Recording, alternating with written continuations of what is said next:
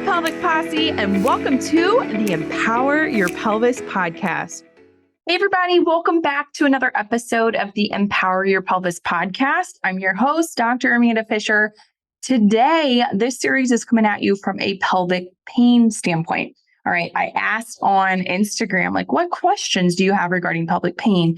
I feel like the number 2 diagnoses questions that I get the most often have to deal with pelvic pain or C-sections. And those are 2 that are near and dear to my heart that I've dealt with myself. And then let's throw in prolapse, but I feel like that kind of goes into that whole pelvic pain umbrella. So here are some of the top questions this week for you guys regarding pelvic pain.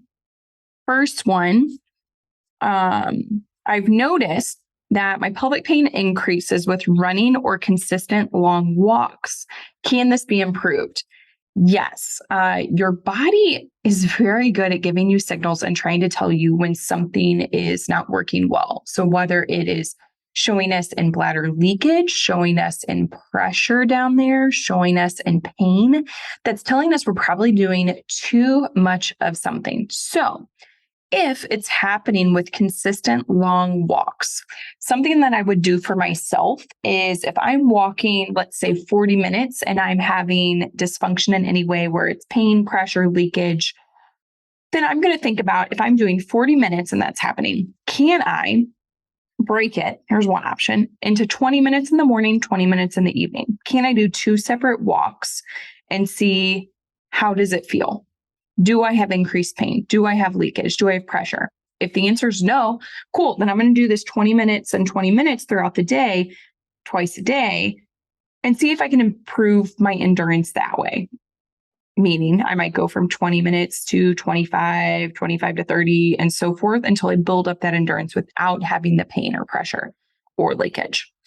If I don't have time to put 2 different walks in it, then I'm going to take that 40-minute walk and I'm going to cut it down. I'm going to see, can I do 30 minutes of a walk before it increases, meaning that pain, pressure, or leakage isn't increasing, because we want to do the activity without having the dysfunction when it comes to the pelvic floor. So we're going to baby steps back and then slowly build it up without pain. If you have more questions on that, please ask more, and I am happy to help. Next question. Why do I have pelvic pain and tightening of muscles right before the period? Well, your muscles respond to organs. So if your organs are going through, let's say like the uterus is shedding its liner, your muscles want to contract and tighten to help out with that, to protect. So what I like to do for patients, what I like to do for myself is I like to do a stretching mobility routine, like the couple days before my cycle starts. Now, hopefully, you know when your cycle is going to start. That is something you should be keeping track of. Everyone should know roughly how many days their cycle is when they're about to begin, because your period, let me just take a side swipe off of this question for a little bit, but your period is your report card for your body. It's going to tell us how stressed you were for the last month, how your nutrition habits were for the last month, how much sleep you got. If you're bleeding very heavily or having really cramping, uncomfortableness, I hope that's the word, uncomfortableness, you want to think about how that last month went. How much self-care did I give myself? When I was stressed, how did I handle it? Did I go to unhealthy eating habits? Did I go for a walk? Did I do meditation? And if you're noticing that the period is bleeding more irregularly or not showing up on time, or the cramping is really heavy, those are things to really think about. What my stress has been like, what my exercise routine has been like, what my nutrition has been like. How was my mobility? Have I worked on lengthening and strengthening the tissue? So you definitely want to add in the mobility a couple days ahead of time. So if you know that your body's going to be cramping and not feeling well 3 days before your day 1, then add that in. Start doing some yoga in the evenings or in the mornings before you start your period to help decrease that dysfunction and pain and make you feel better. All right, next question. Sex has been painful since my C-section 18 months ago. Feels like burning and tearing. Whew, sister, just had a patient in here for this. Yeah, this happens a lot. So often we think we've had a C-section, and since we didn't do a vaginal birth, that we're kind of in the clear and everything's good and hunky-dory. But yeah, this happens. It's very common after a C-section. So the nerves were cut during a C-section. So we've got nerves that we're dealing with, as well as pelvic floor muscles that can become more tight and tense. And we've got to work on mobility down there. So making sure we're on a regular mobility program of lengthening out pelvic floor, breathing into the ribs. Let those ribs expand like an umbrella opening up, blowing out. Those ribs come back down like an umbrella closing. So breathing is very important. I like to call it the light switch to the core. Kind of helps turn everything on, get things moving and functioning better. But then also thinking about like cat-cow, child's pose, deep squat, doing stretching routines. And then when it comes to burning and tearing, are you doing any vaginal stretching, vaginal work prior, prepping the tissue prior to intercourse? Okay. So this might be use of an intimate rose wand. We have links on our website under products we recommend. I also have a promo code there that can save you $5 off of that. But the wand is something I use personally after having had 3 C-sections. But then I have patients that are using this as well to help lengthen the tissue. People are using this, in their teens to help with inserting a tampon throughout prenatally, postpartum, menopausal, and so forth to help lengthen the tissue to improve dysfunction and discomfort. So the wands are an amazing medical tool. Highly recommend it.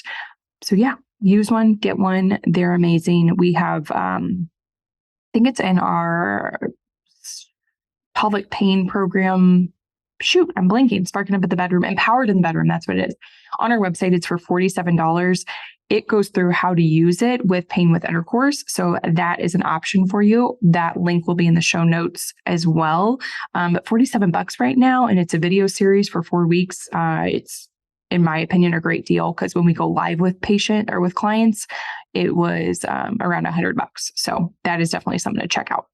We'll go ahead and call that a day. So thanks for joining in for pelvic pain questions today.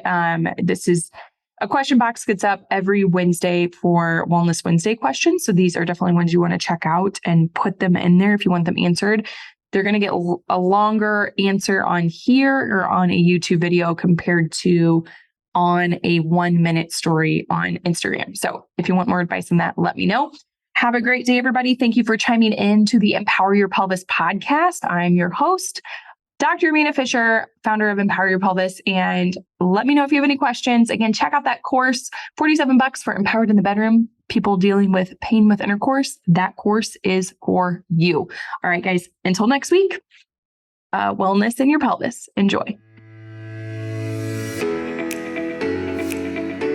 Hey, Pelvic Posse. I want to thank you so much for joining into this week's episode of the Empower Your Pelvis podcast. Can I ask you a couple of favors, please? Number 1, can you like and subscribe to this podcast so that you can continue to empower your pelvis forever so that you will never miss out? Number 2, can you leave us a rating and a review telling them how amazing we are and everything that you have learned about your pelvic health? And then number 3, if you haven't seen the video version of this podcast, you can go over to youtube.com/C/Empower Your Pelvis for all your visual learners out there. We have all types of great visuals in there for you to not only listen to, but to also watch. Thank you so much again, and make sure to give your pelvis some love. Until next time, peace out, Pelvic Posse.